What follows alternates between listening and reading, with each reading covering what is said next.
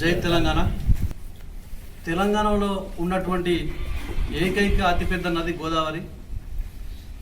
తలాపున పారుతుంది గోదావరి, మన సేను మన శీలక ఏడారి అని పాటలు పాడుకున్నాం.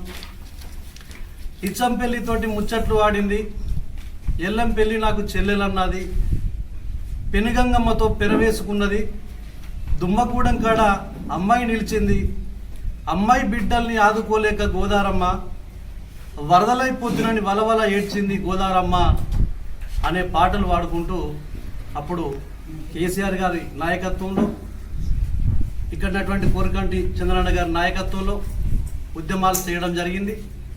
అదేవిధంగా 45 రోజులు జైళ్ళలో కూడా పోవడం జరిగింది. వారి దయ వల్ల తెలంగాణ రాష్ట్రం ఏర్పడ్డది.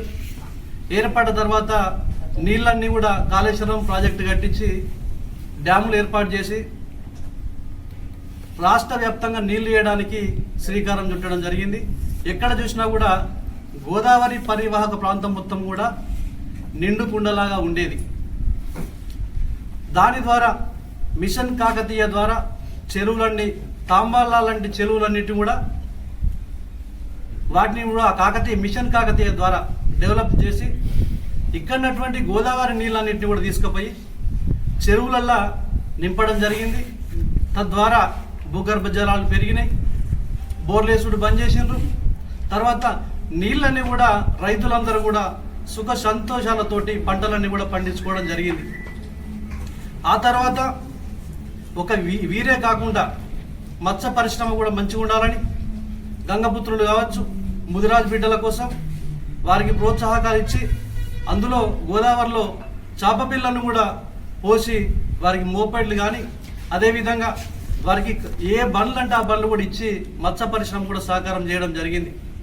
అబద్ధపు హామీలతోటి మోసపూరితటువంటి ఎన్నో వాగ్దానాలు చేసి గద్దెనెక్కినటువంటి ఈ ప్రభుత్వం కేసీఆర్ గారి ఆనవాళ్ళే లేకుండా చేయాలని ఒక కక్షపూరిత నిర్ణయాలతోటి గోదావరి మొత్తం కావాలనే అవకాశం ఉన్నా కూడా ఎండబెట్టింది. కనీసం రైతులు ఇప్పుడు ఎక్కడ చూసినా కూడా అన్నమో రామచంద్రాన్ని కోసపడతా ఉన్నారు. మా కేసీఆర్ బాబు ఉంటే మేము మంచిగా ఉన్నాం, ఏదో కొంతమంది పొరపాటు చేయడం జరిగింది, మొత్తానికైతే మాకు రైతులకు మా తినే అన్నంలో మేము మన్ను పోసుకున్నట్టు అయింది, ఖచ్చితంగా మాకు మళ్ళీ మా కేసీఆర్ బాబు ఉంటేనే బాగుండని చెప్పి ప్రతి రైతులు మొత్తం గోసపడతా ఉన్నారు. మిషన్ భగీరథ ద్వారా నీళ్ళు ఇచ్చిర్రు, ఆ నీళ్లు తాగుతున్నట్టు ఆడబిడ్డలు పంపులు రాక ఇబ్బంది పడతా ఉన్నారు. అంతెందుకు ఇటు గంగపుత్రులు రోడ్డు మీద వాళ్ళ జీవితాలు కూడా రోడ్డు మీద పడ్డారు. అదేవిధంగా ఎక్కడ చూసినా కూడా ఏ ఇల్లు చూసినా కూడా ఈరోజు ఆవేదన చెందుతూ ఉన్నారు. నీళ్లు కానీ నిధులు కానీ నియామకాల్లో కానీ అన్ని రకాలుగా మోసం చేస్తూ ఉన్నారు. కాబట్టి కనీసం పుణ్యస్నానాలు చేద్దామంటే శివరాత్రి పర్వదినం మొన్నటికి మొన్న చెలిమేలు తోడుకొని అందులో నుంచి నీళ్లు పోసుకునేటువంటి దుస్థితికి ఏర్పడ్డది. నిండు గుండలా ఉన్నటువంటి గోదావరి నుంచి ఈరోజు చెరువులు తవ్వుకొని మళ్ళీ స్నానాలు చేసే కాడికి వచ్చింది. అదేవిధంగా గతంలో రామగుండం శాసనసభ్యులు కోరికంటి చంద్రన్న గారు అక్కడ ఎమ్మెల్యేగా ఉన్నప్పుడు అక్కడ నిండుకుండలా ఉన్నటువంటి గోదావరిని పడవ పోటీలు పెట్టి టూరిజం శాఖలో డెవలప్మెంట్ చేయడం జరిగింది. అదేవిధంగా అక్కడటువంటి ఎల్లంపల్లి నుంచి అక్కడి వరకు కూడా కరకట్టల నిర్మాణానికి కానీ అనేక రకాలుగా టూరిజంలో డెవలప్మెంట్ చేయడానికి ఏర్పాటు చేయడం జరిగింది.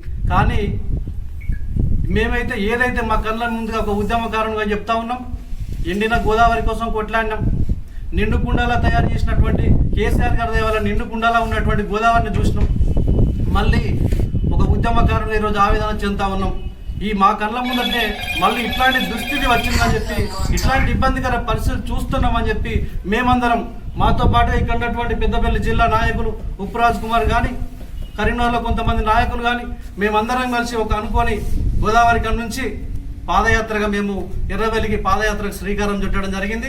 17వ తారీఖు నాడు ఆ కార్యక్రమాన్ని చేపట్టుకోవడం కూడా జరిగింది.